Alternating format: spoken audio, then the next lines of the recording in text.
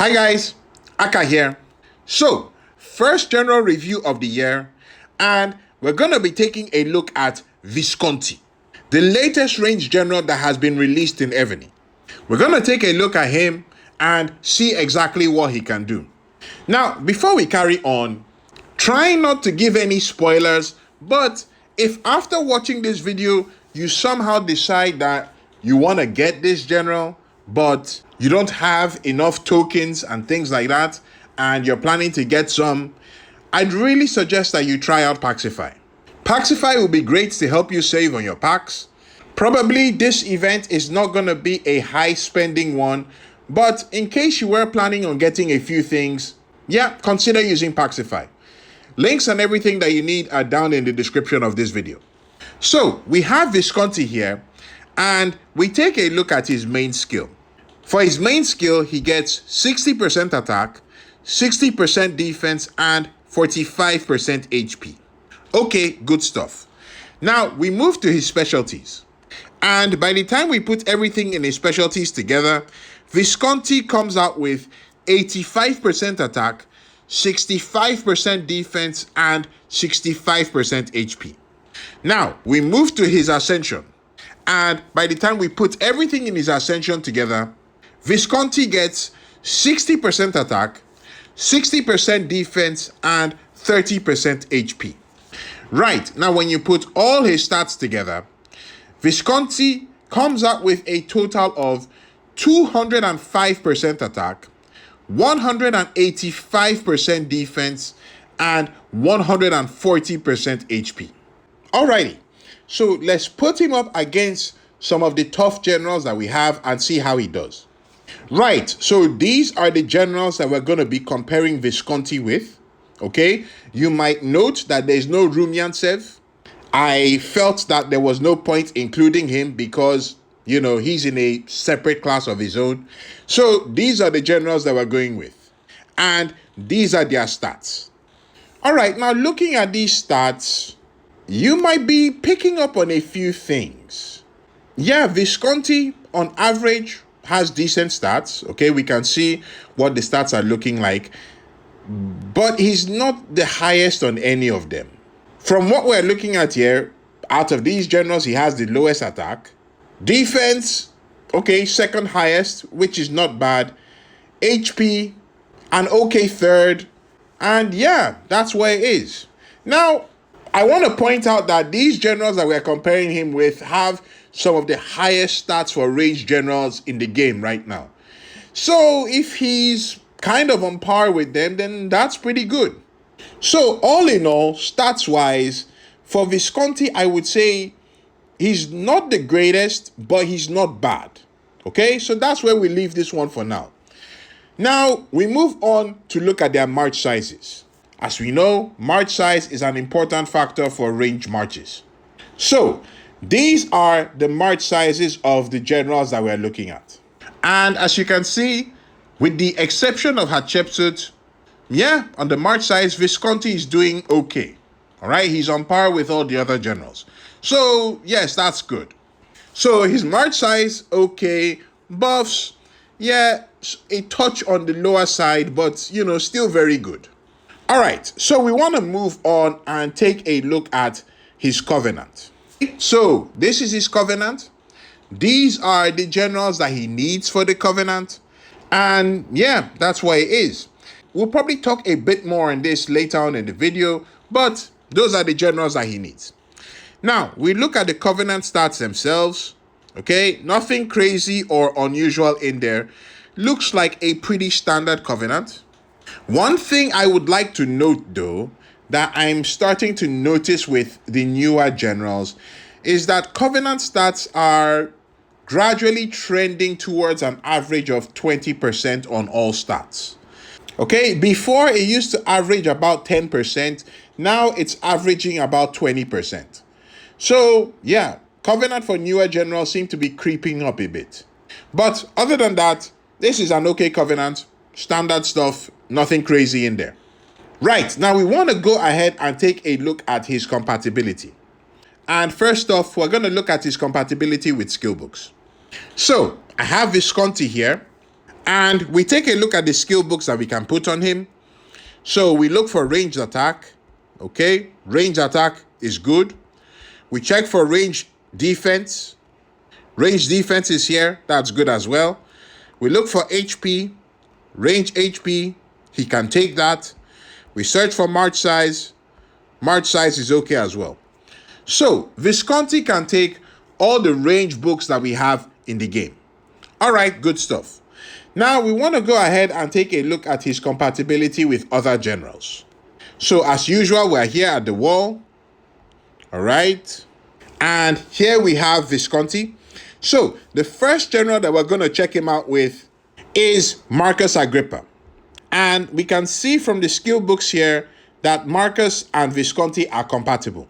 However, you notice that one of the skill books on Marcus is grayed out. Okay, that's the range HP book. Now, when we tap on that book, we can see that the book is being grayed out because of Visconti's main skill. So there's likely a bit of a conflict here.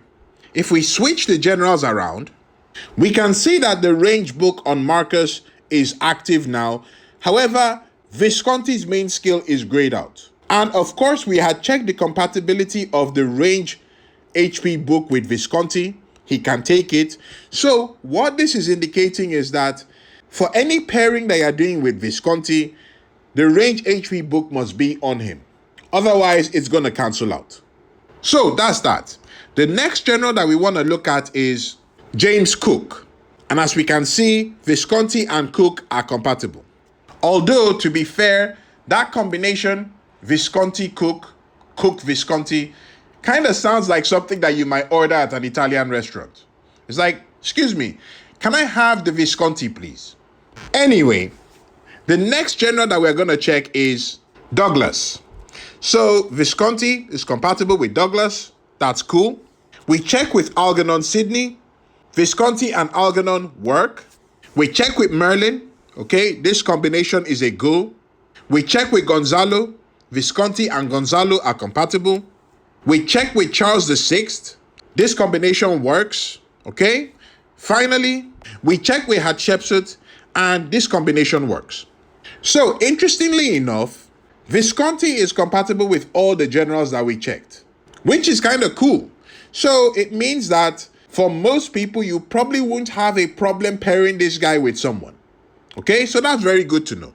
Now, as usual, if you know of any combination that Visconti would go with, or to be honest, in this case, the ones he doesn't go with might be more valuable to know, please feel free to drop them down in the comments. It's always appreciated. Thank you very much. All right, so that's looking at Visconti as the main general. We want to take a look at him as the assistant.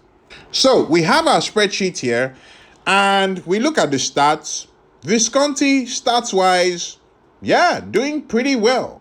In fact, looking at this properly, I think for the assistant, he probably has the best stats of all the generals that we're looking at.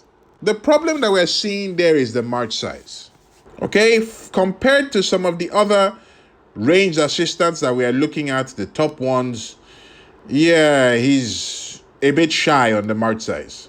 So, as an assistant, I won't say he's bad, but there are certainly better options that you can look at.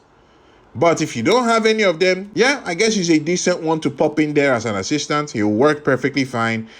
But yeah, you do have a handful of choices that would be better. All right, so we've taken a look at Visconti, and I think the verdict on him is that he's a very good general. Okay, very good general indeed. No question about it. Now, if I had to give this guy a rating, I kind of run into some problems, okay? I'm a bit conflicted on this one.